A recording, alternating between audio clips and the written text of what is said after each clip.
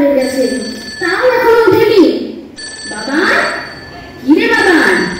ও সকাল 9টা বাজেছে, আজ স্কুলে যাবি না? বাবান, ও বাবান, ও কি রে, শুনতে পাচ্ছিস না? অ্যালার্ম বেজে বেজে হাঁপিয়ে গেল যে। ও উঠছি। উঠছি মানে? ও কোচবিহারের মানুষ কলকাতা চলে গেল, আর তুই এখনো ঘুমাচ্ছিস? ও তোর জন্য কি সবাই দাঁড়িয়ে থাকবে নাকি? হ্যাঁ, ও আরে উঠছি তো, এত বিরক্ত করছো কেন? তোমার তো কোনো কাজ নাই নাকি? শুধু বিরক্ত। আজও কি স্কুলে গাড়ি মিস করবি? ও কি বললি? আরেকবার বল। ও কিছু না, তোমাকে না শুনলেও হবে, ওটা আমার জন্য বললাম। তুমি না কথায় কথায় শুধু ঝগড়া করো। হ্যাঁ, আমি তো ঝগড়ুটে, তো তোর জন্যই আজ আমার এমন অবস্থা।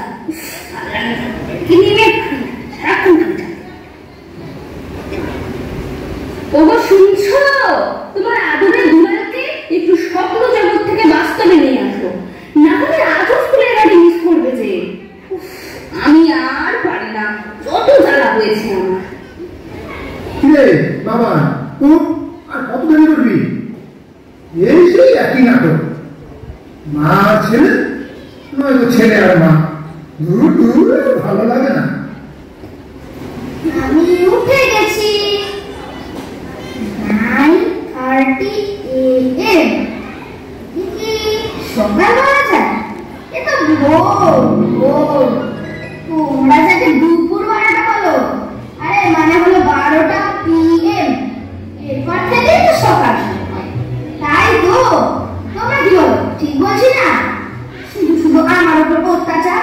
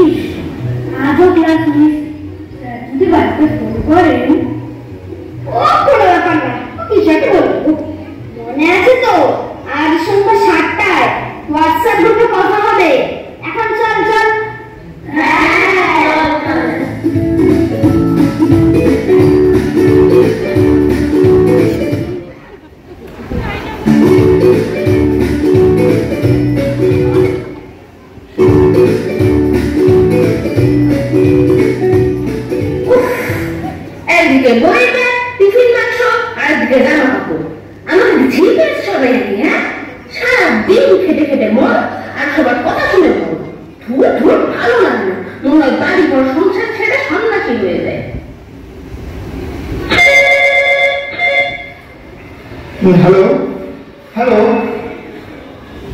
হ্যালো, কে বলছেন? হ্যাঁ বলছি, আপনি?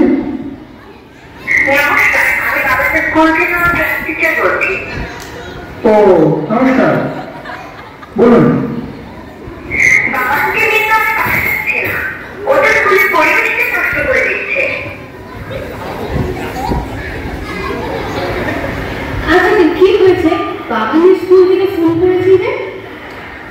হ্যাঁ, কি যে করি।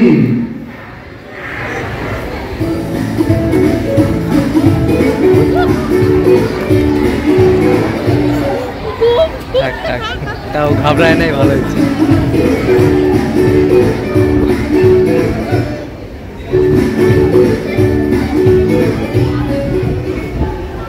দাদা, দেখছি তোমার তো বিভিন্ন বিষয়ে খুব নলেজ।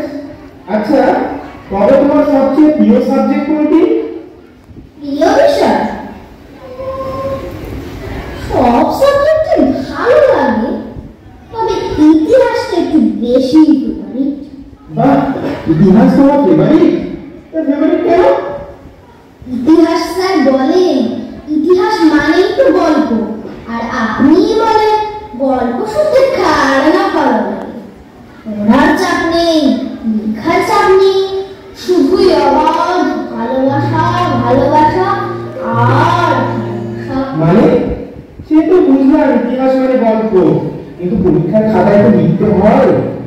হ্যাঁ, লিখতে হয় বইটি, তবে পড়তে হয় না। এটা কেমন কথা হলো? ধরুন পরীক্ষায় প্রশ্ন আসে, শের শাহের বিশেষ কৃতিত্ব আলোচনা করে। আমি যা লেখা লিখবো, আমি গ্র্যান্ড ট্রাঙ্ক রোড কথাটা লিখে খাতার সমস্ত পেজ ধরে রাস্তার আঁকা বাঁকা ছোট নয়, অনেক বড়। পরীক্ষার খাতায় কম পড়ে যায়, কি করা যায়? বাধ্য হয়ে শেষ পেজে COMP ডট ডট ডট লিখে শেষ করতে হয়। তবে স্যার শুধু যে ছবি আঁকি তাও নয়, বর্ণনাও খুব ভালো করতে পারি। একবার তো পলাশির যুদ্ধ এসেছিল, আমি এত সুন্দর উত্তর লিখেছিলাম একদম খাতা ভর্তি করে, যে খাতা দেখার জন্য বাবাকে পর্যন্ত স্কুল যেতে হয়েছিল। তা কি লিখেছিলে? পলাশির প্রান্তরে একদিকে নবাব সিরাজউদ্দৌলা, অপরদিকে লর্ড ক্লাইভ সৈন্য সামন্ত নিয়ে মুখোমুখি সম্মুখে দাঁড়িয়ে যুদ্ধ শুরু হলো। ভীষণ যুদ্ধ, ভীষণ ভাষা, ভীষণ ভাষা, ভীষণ ভাষা। কি লিখেছিলে? আরে যুদ্ধ কি এত তাড়াতাড়ি শেষ হয় নাকি? যতগুলো পেজ ছিল সব ভীষণ ভাষা, ভীষণ ভীষণ লেগেই শেষ করে দিলাম। এই তোমার ফেভারিট সাবজেক্টের অবস্থা? আমি চললাম, আমার পক্ষে তোমার মতো নলেজের ছাত্রকে পড়ানো সম্ভব নয়। বাবাকে বলে দিও অন্য মাস্টার দেখতে। এই যা স্যার, স্যার, ও স্যার, নিয়ে 5 জন। আচ্ছা আপনারাই বলেন, আমি কি কিছু ভুল বলেছি? শুধু শুধু আমার উপর দোষ। যা ভালোই বল।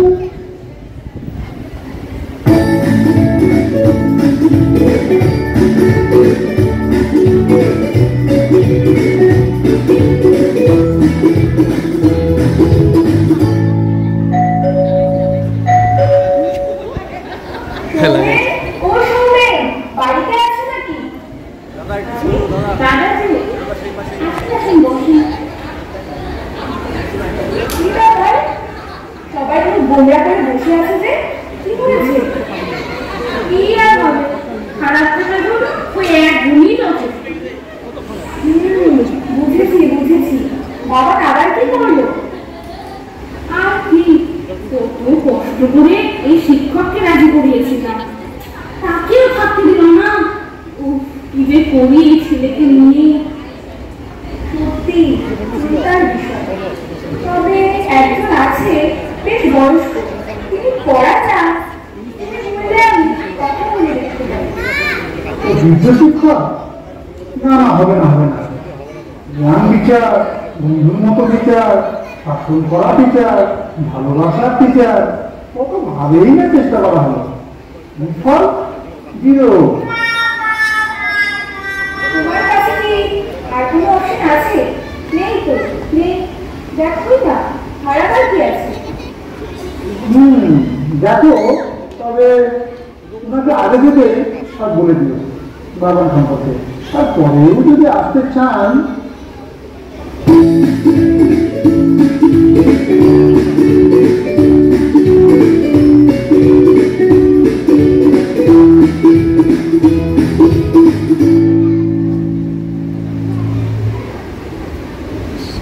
স্যার আসবো?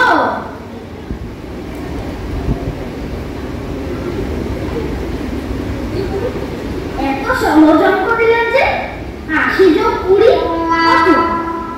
আচ্ছা, আপনাকে স্যার বলবো না দাদু বলবো? আপনি জিজ্ঞেস করলেন না আমার ফেভারিট সাবজেক্ট কি? হ্যাঁ, গরুর রচনা। মা মা মা, কি হয়েছে? দাদু স্যার আমাকে গরুর রচনা লিখতে দিয়েছে। তোমরা বলনি আমি কিসে পড়ি? নিজের সঙ্গে লিখলেই তো হয়।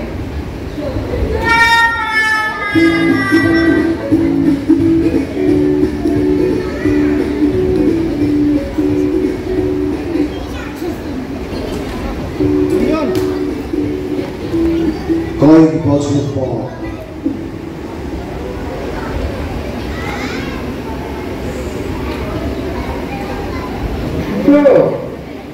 বাবা কিছুক্ষণের মধ্যে আসবে। তাই নাকি? হঠাৎ করে কি যেন দরকার, তাই ইমার্জেন্সি। নিশ্চয়ই হুম, লিলিমার বাবা ফিরছে, তাই উৎসব উৎসব ভাব। হ্যাঁ দাদা, এই মাত্রই খবর পেলাম।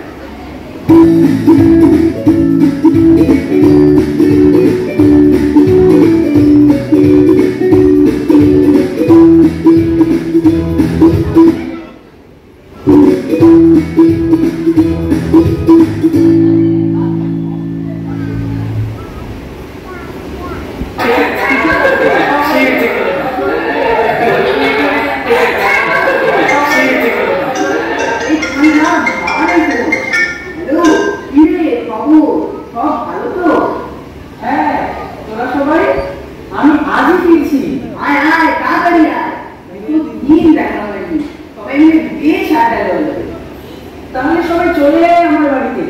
আচ্ছা, এখন রাখছি আছি। হ্যাঁ, বাবা কখন আসছে? এই তো চলেই এসেছে। এখন তো বাবা নেই, প্রফেসর অমিয় চক্রবর্তী। প্রফেসর অমিয় চক্রবর্তী কি বলেছিস? লাস্ট মিনিটে কিভাবে যে প্রফেসর হয়ে গেল তার আমরা আড্ডা মেরে মেরে দুবাই নিয়ে দিন কাটাচ্ছি। হঠাৎ করে বাবাদের যেন পরিবর্তন হয়ে যায়। ভালো ছিল বলে সবার মধ্যমণি হয়ে উঠল। তখন যদি আমরা শিক্ষক শিক্ষিকা মা বাবার কথা শুনতাম, তবে হয়তো আমরা আজও চল চল, বাবাদের গাড়ি দেখি ওর কাছ থেকে যদি কোনো বুদ্ধি পাওয়া যায়। হ্যাঁ, চল, চল, চল।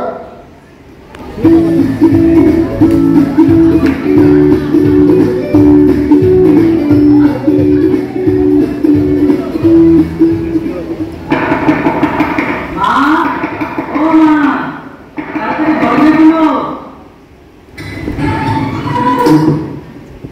বলে এখন আসেনি? বাবা, কাকু, যাক সকলেই আছে। কিরে, হঠাৎ করে চলে এসে? সে অনেক কথা। আগে তোমরা বলো তো, অমিতাভ কবি অসিত চক্রবর্তীকে তোমরা চেনো? কিছুদিন আগে তিনি পরলোক গমন করেছেন। হ্যাঁ, চিনি তো। আরে তার সম্বন্ধে খবর নিতেই তো স্যার আমাকে পাঠিয়েছে। বাহ, ভালোই হলো। আচ্ছা, এখন একটু শান্ত হয়ে বসতো, তোকে কিছু দেখানোর আছে। কি? তোর দাদু স্যারের কথা মনে আছে? হ্যাঁ, মনে থাকে না কেন? মা শুধু লেখাতে এই খামটি তোর উদ্দেশ্যে দিয়ে যায় আর বলে এটা যেন শুধুমাত্র তোর হাতেই দেওয়া হয়। আচ্ছা দেখ তো খুলে কি আছে এতে। দাও স্যার, দাও দাও দাও দাও।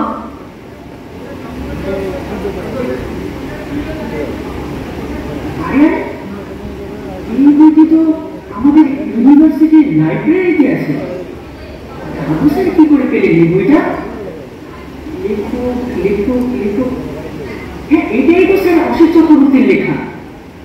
এই তো প্রফেসর অসিত চক্রবর্তীর সই। কিন্তু প্রফেসর অসিত চক্রবর্তী আর দাদু স্যার এখানে লিঙ্ক পাওয়া যাচ্ছে মনে হচ্ছে। কি কি ধরেছিস? তোর দাদু স্যারই প্রফেসর অসিত চক্রবর্তী। হ্যাঁ স্যার, যদি দাদু স্যার না থাকতেন তাহলে এত সহজে কি এখানে আসতে পারতাম? জানো জানো বাবা, আমি তখন দাদু স্যারকে বলি আমি পড়াশোনা করবো না, আমার ভালো লাগে না, আপনার এসে কোনো লাভ নেই। দাদু স্যার কোনো উত্তর না দিয়ে সেদিন যাওয়ার সময় একটি কাগজে কয়েকটি কথা লিখে আমাকে দিয়ে যান, যা মনে করলে আমার এখনো ঘুম হয় না। জানো বাবা, আমি সেদিন সারা রাত ভেবেছি আর ভেবেছি। কি লেখা ছিল তাতে? লেখা ছিল, আমার তো বয়স হয়েছে, আমাদের দেখার কেউ নেই, কোনো কাজও আমি পাই না, আর কোনো টিউশনই আমার নেই। অনেক কষ্টে তোমাকে পড়ানোর সুযোগ পেয়েছি, সেখান থেকে যে টাকা পাই তা দিয়ে আমার দুবেলা ভাত জোটে। তুমি যদি না পড়ো তবে তোমার বাবা আমাকে ছাড়িয়ে দেবেন, হয়তো তুমি অন্য কোনো শিক্ষক পেয়ে যাবে ঠিকই, কিন্তু এই বৃদ্ধ বয়সে আমি কাজ হারাবো। হয়তো কাজ নয়, ওই দুবেলা ভাতই হারাবো। তারপর সেদিন আমি প্রথম বুঝতে পারি দায়িত্ব, ভালোবাসা আর অন্যের জন্য বাঁচা কি আনন্দের হতে পারে। আমি দাদু স্যারের জন্য পড়াশোনায় ফিরে আসি। তার মানে দাদু স্যারের টাকার অভাব ছিল না, শুধু আমাকে সঠিক পথে আনার জন্য তিনি দাদু স্যার, দাদু স্যার।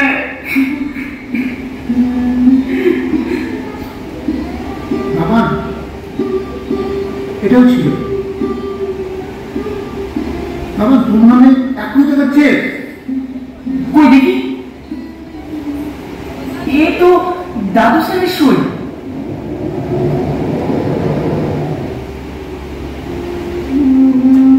আমার জীবনের সকল সঞ্চয় আমি তোমাকে দিয়ে গেলাম। আমি বিশ্বাস করি তুমি সেই ব্যক্তি যে এই টাকাটিকে সমাজে আলোর খোঁজে ব্যবহার করবে।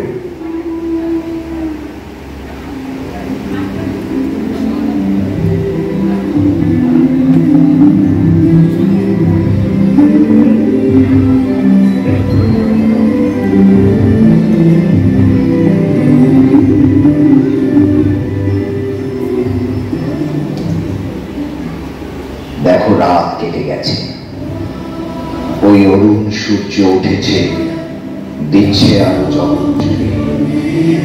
দেখো না বসে আর তোমার অন্তরে যে মশাল উঠেছে জেগে, জ্বালাও জ্বালাও অন্তর।